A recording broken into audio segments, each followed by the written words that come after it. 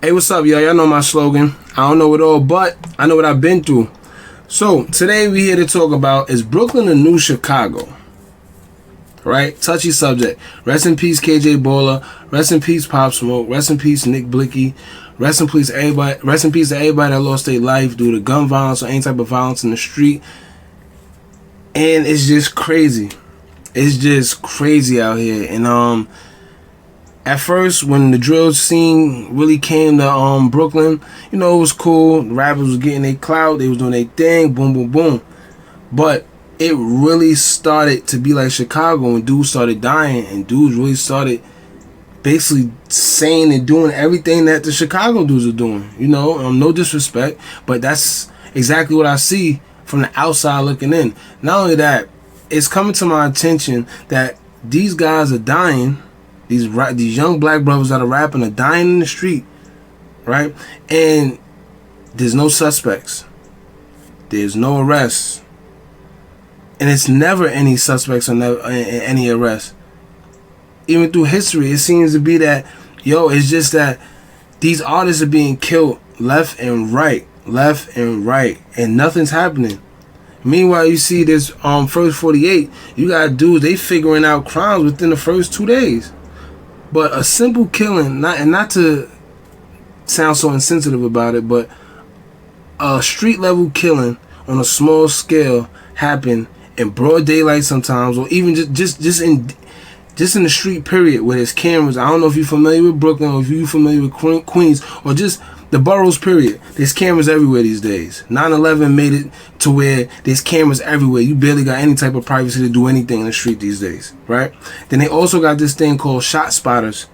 They got this thing called shot spotters in a lot of hot spots to where a lot of crime is going on. So what happens is, the minute a gun go off, the cops could spot and pinpoint exactly where it came from, right? The time, the date, the location, and then they'll start checking any cameras that was around. And sometimes the shot spotters have cameras attached to them.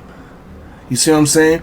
So what I'm saying is this: we got all these technologies, all this, people recording with their phones, everything out there these days, and still we can't seem to find or solve these little heinous crimes that's going on in streets, and sometimes broad daylight.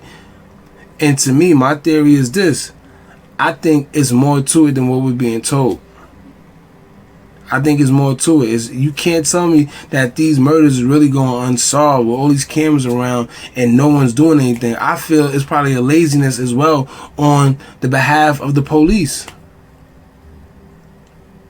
Let one of these white people, and not to sound, I hate to sound biased, I hate to sound sexist, I hate to sound racist, whatever you want to say, but it is what it is. I'm tired of just holding back and saying, oh, I want to sound like this, I want to. No, forget sounding like something. You can't say that when the truth is actually in the pudding. When things are actually happening, it's with so much you could keep holding back and saying you're not going to sound like, or, you see what I'm saying?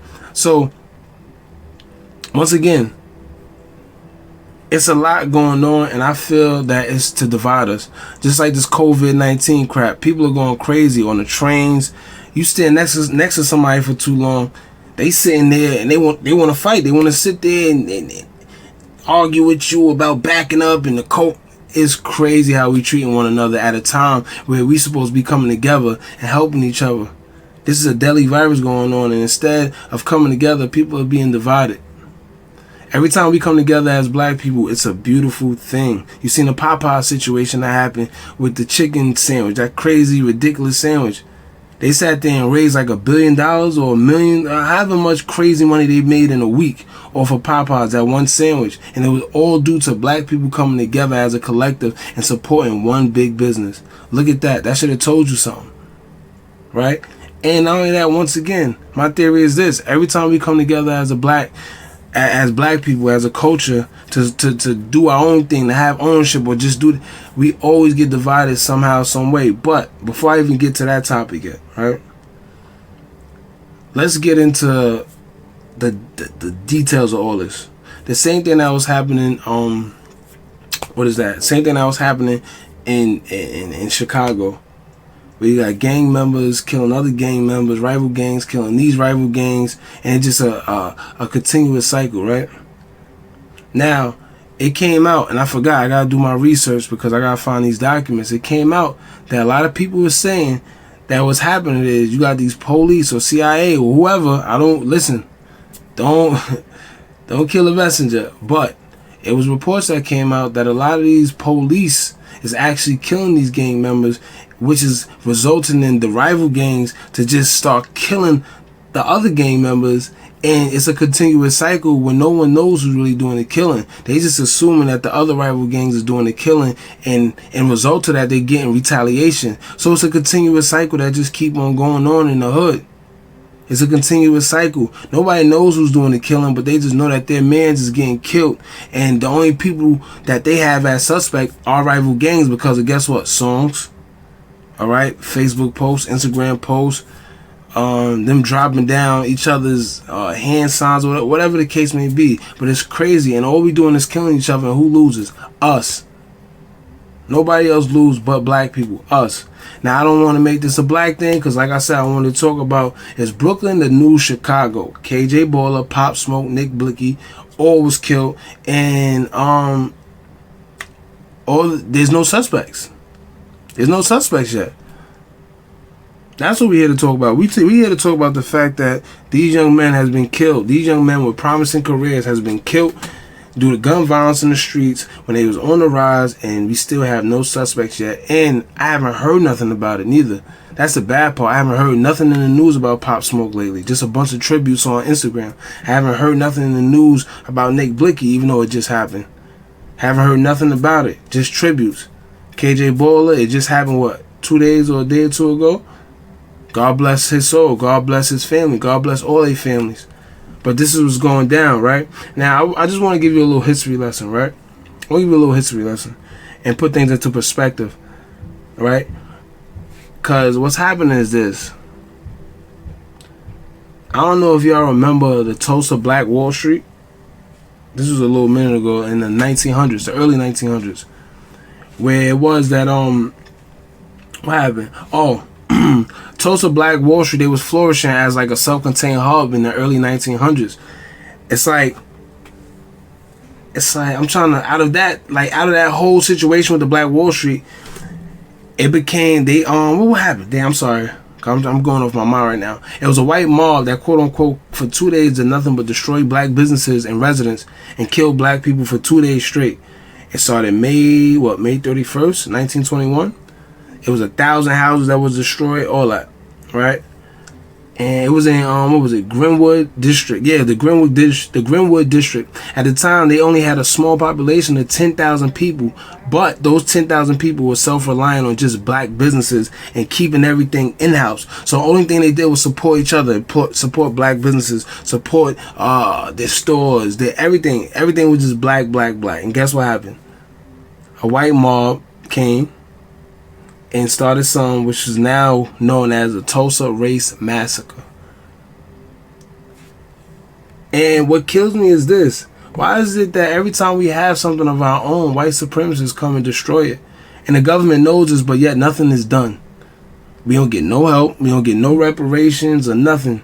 You think those survivors who got you think those people that survived that whole massacre got some type of startup or funding or compensation or just any type of help after their businesses or homes were destroyed? No. Yet still and all, they make us feel like we the bottom of the totem pole.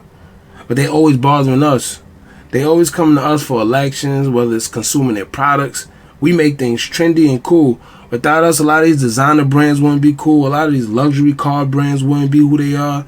It goes deep, man, and I think we just gotta stand strong and just support each other.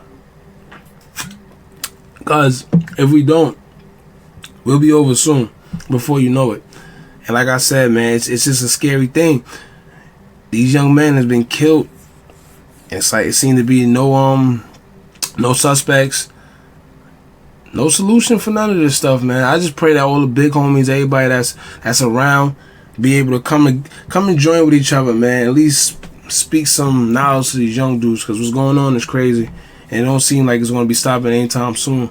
So once I said, God bless these guys, man. God bless KJ Balla. Bless their family. Rest in peace to all of them. And Once again, man, it seems like Brooklyn is becoming the new Chicago. It been like that for the drill scene as far as the rap music, but now people are really dying. And it seemed like, I don't know, Chicago kind of slowed down with the deaths. What's happening is this. It seems like every time a hot rapper, because this is what was happening in Chicago as well. Every time a hot rapper come out, right, he come and do his thing, he build himself up, everybody in the neighborhood start dissing that one guy. They start dissing that one person, giving death threats until he dies, and then once he dies, guess what? The cycle just keeps going. The cycle keeps on going. Till the next dude get hot, he gives death threats that he's going to get killed, he's going to get bodied, then he actually does, and then it just keeps repeating. So once again, we got to do better, y'all. God bless everybody. Please stop the violence. Let's be smart. Get to the money. Get to the money, man. There's a lot of money out here, especially with Instagram, Facebook. I try to stress this all the time. There's a lot of money out here.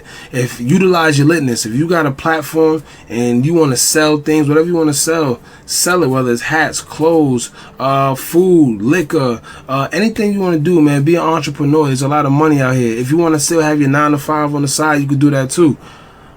But you're not going to get rich like that. You're not going to get rich by having a 9 to 5. I'm a strong supporter of that. So just channel your mind, man, and just try to think about what you're good at and just pursue it.